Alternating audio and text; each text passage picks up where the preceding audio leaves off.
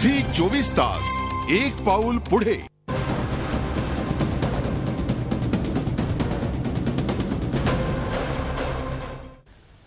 अखेर लटकला. आपल्याबरोबर चर्चेला आहेत संदीप वासलेकर, डॉक्टर रत्नाकर महाजन, उदय वारुंजीकर, देवेंद्र फडणवीस आणि आत्ताच आपल्या पॅनलवर आलेले आहेत शरद पोंक्षे. शरद पोंक्षे नामवंत अभिनेते आहेत. शरदजी, तुमचं स्वागत.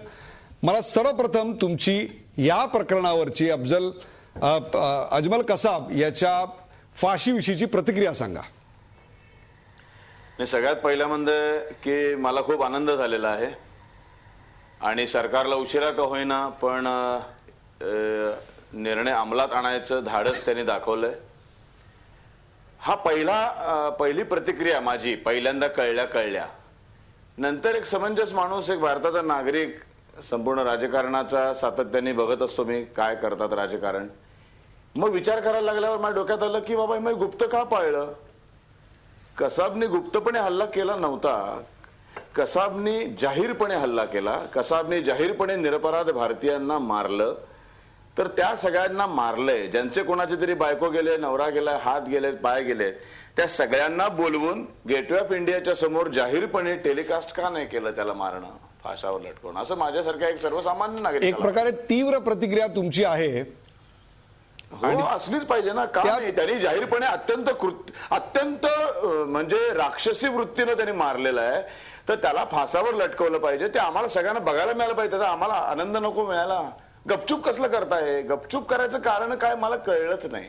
पण मला तुम्ही सांगा, जर असं असेल की कायदा सुव्यवस्था जर राखण्यासाठी म्हणून हे केलं असेल तर मला एक सांगा, आपण नेहमी म्हणतो अतिरेक्यांना, टेररिझमला धर्म नसतो. त्याच्यामुळे एका कसाबला मारल्यानंतर कुठल्या एका विशिष्ट धर्मियांना भावना दुखावण्याचं काहीच कारण नाही. सगळ्याच 120 करोड भारतीयांना फक्त आनंदच झाला पाहिजे. मग तो आनंद आपण का नाही असा साजरा करायचा? आणि दहशत जगाला का नाही दाखवून द्यायची? जगाला जर आपण दाखवून दिलं की आम्ही असं जाहीरपणे फासावर लटकू, जर आमच्या देशाकडे वाकड्या नजरेने पाहिलं, पण आम्ही का गपचूप हे सगळं करतो? आपण हाच मुद्दा घेऊन जाऊया देवेंद्र फडणवीस यांच्याकडे. देवेंद्र फडणवीस एक प्रकारची टोकाची अशी रिॲक्शन आपल्याकडे आलेली आहे, काय सांगाल तुम्ही?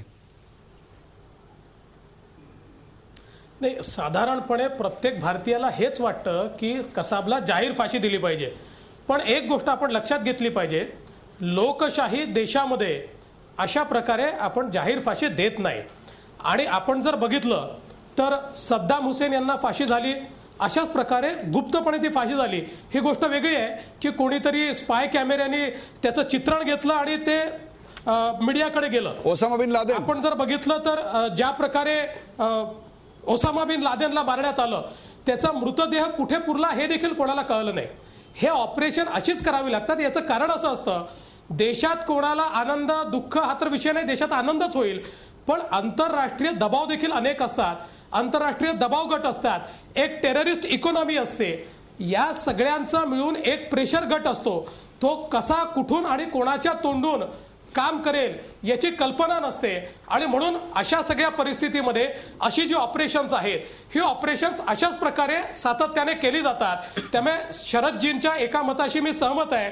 प्रत्येक भारतीयाला हे वाटतं माझ्या देशावर हमला करणाऱ्याला जाहीर फाशी द्या, फटके मारा.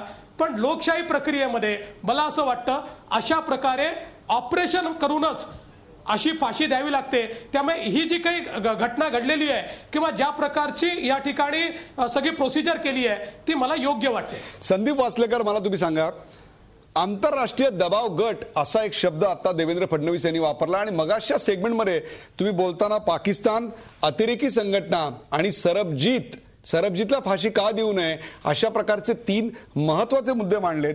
मला तुम्हाला स्पेसिफिक प्रश्न असा विचारायचा आहे की पाकिस्तानची आणि त्याहीपेक्षा अतिरेकी संघटनांची याच्यावर किती खोलवर प्रतिक्रिया पुढच्या नजीकच्या काळात भारताला पाहायला मिळेल असं आपल्याला वाटतं?